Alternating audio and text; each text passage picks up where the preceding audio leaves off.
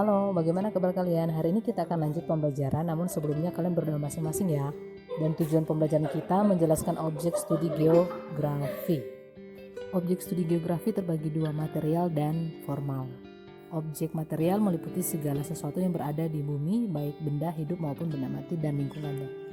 Dinamika fenomena geosfer yang mencakup yang pertama adalah atmosfer, di mana ini mengkaji tentang lapisan udara yang menyeliputi permukaan bumi dari troposfer hingga eksosfer. Itu yang kedua, litosfer, yang mengkaji lapisan batuan penyusun kulit bumi. Ini adalah bagian dari contoh di mana fenomena pada bagian lapisan kulit bumi.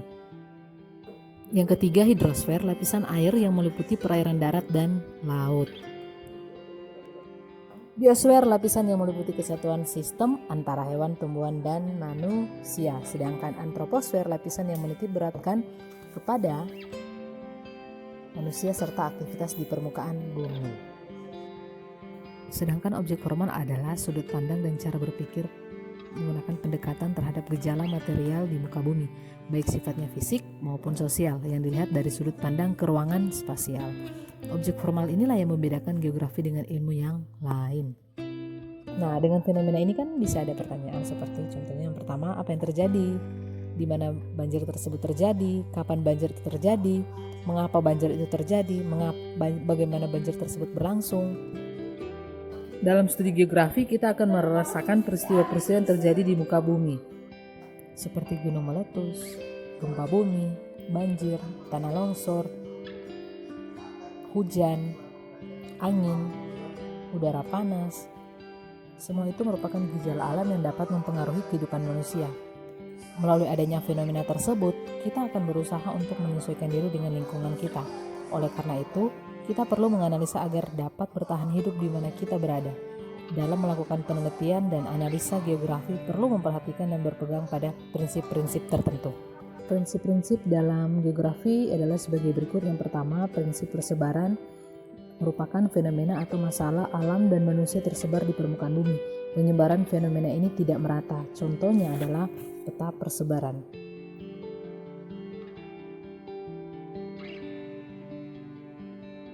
Atau contoh lainnya adalah fenomena sumber air tentu tidak dijumpai di semua tempat. Demikian pula permasalahan pencemaran air juga tidak dijumpai di suatu sungai ataupun laut. Dan untuk industri. Demikian pentingnya air dalam kehidupan. Namun sayang, persediaannya sangatlah terbatas. Dari seluruh jumlah air yang ada di bumi, 97,5%-nya adalah air asin. Sehingga air tawar yang ada di bumi hanya 2,5%, di mana 2/3 berupa es. Dengan demikian, hanya kira-kira 0,5% yang dapat dimanfaatkan. Dalam proses mengalirnya air, seringkali terjadi pencemaran, antara lain disebabkan oleh kegiatan industri, limbah industri rumahan, dan limbah rumah tangga. Diperparah lagi dengan membuang sampah sembarangan. Pencemaran juga terjadi di danau oleh kegiatan perikanan dengan keramba dan limbah rumah makan yang ada di sekitar danau. Air menjadi keruh, berbuih, kotor, dan berbau. Tentu air tidak lagi aman untuk pengairan pertanian, apalagi digunakan sebagai air minum. Yang kedua, interrelasi. Kata kunci di sini adalah timbal balik. Jadi adanya hubungan timbal balik antara gejala-gejala fisik dan sosial di permukaan bumi seperti contoh ini. Sesuai sumber berita, ini adalah dokumentasi banjir Demoga Bolmong.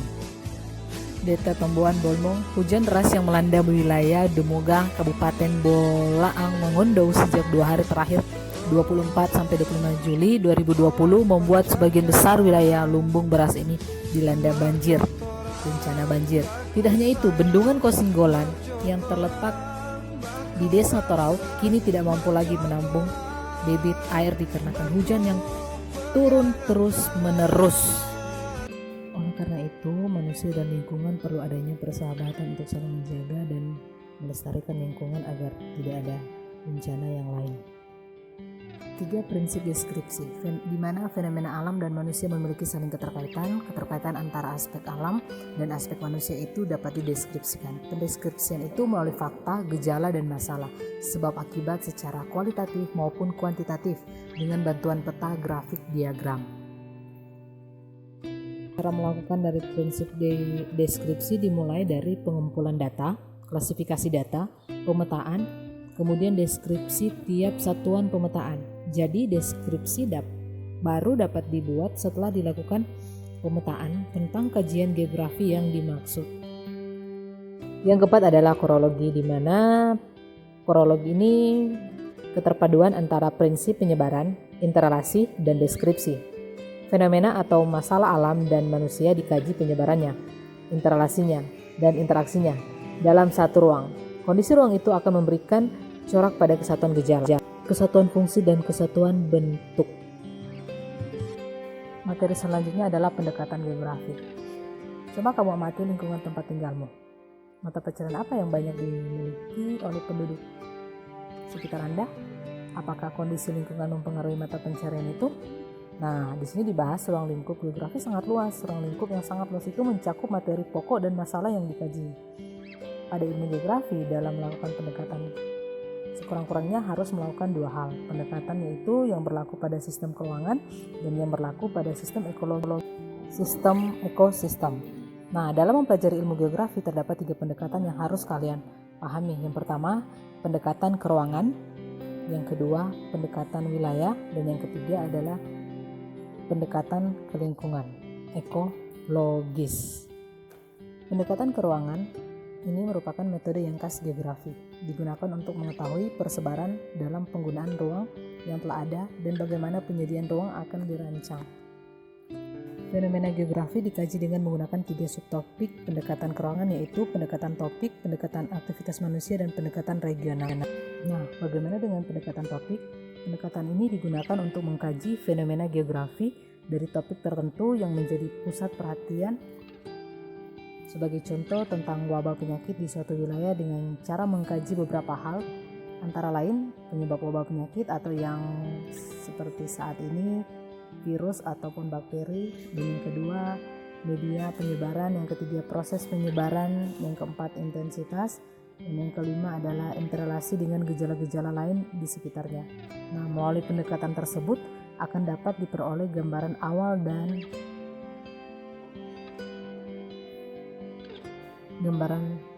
dari wabah penyakit yang terjadi.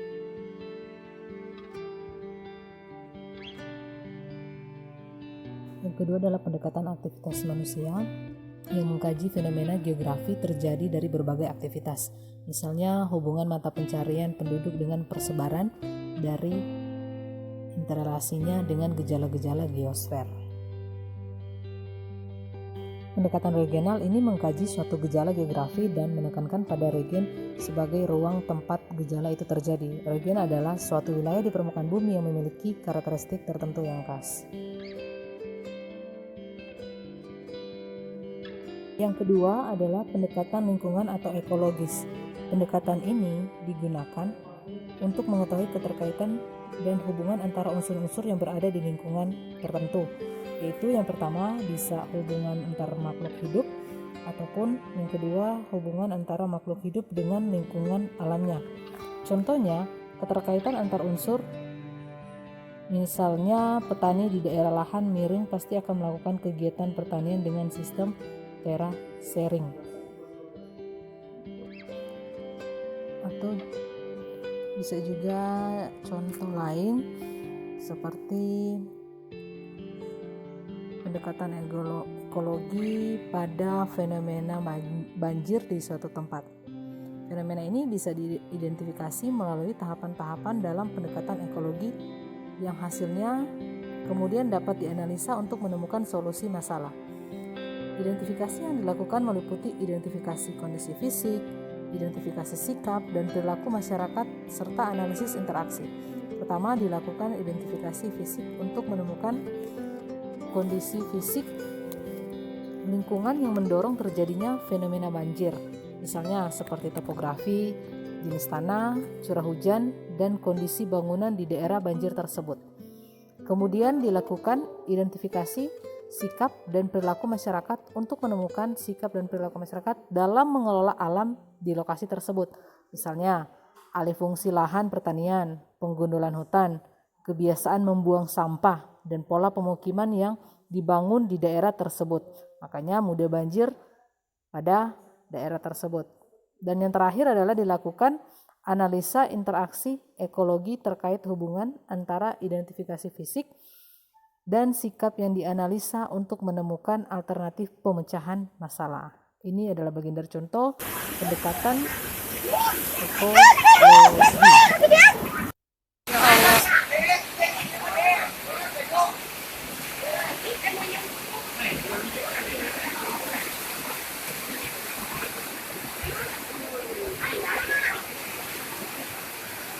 Yang terakhir adalah pendekatan wilayah, merupakan kombinasi antara pendekatan keruangan dan kelingkungan.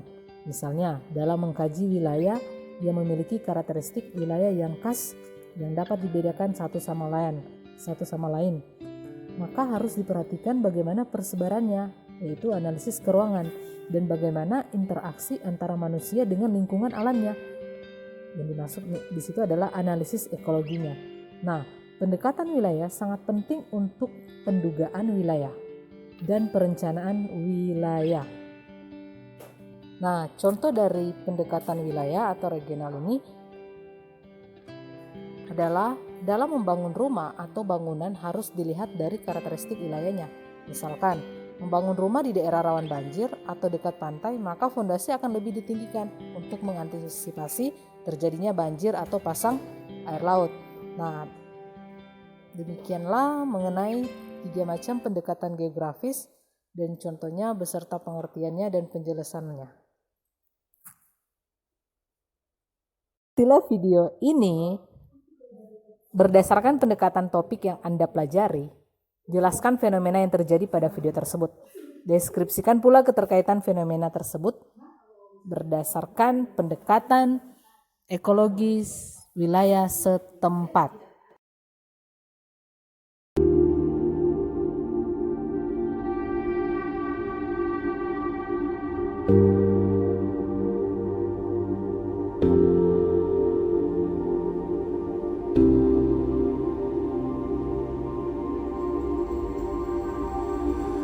Kenapa? Hampir setengah hari ini sudah. Pas dibawa angin cepat, Pak. Cepat dari kita lari sekalinya. Itu mesin kompak kita ada, tapi tidak sempat kita pasang mesin kompak. Air minum tidak ada. Habis. Nah, itu habis air kita.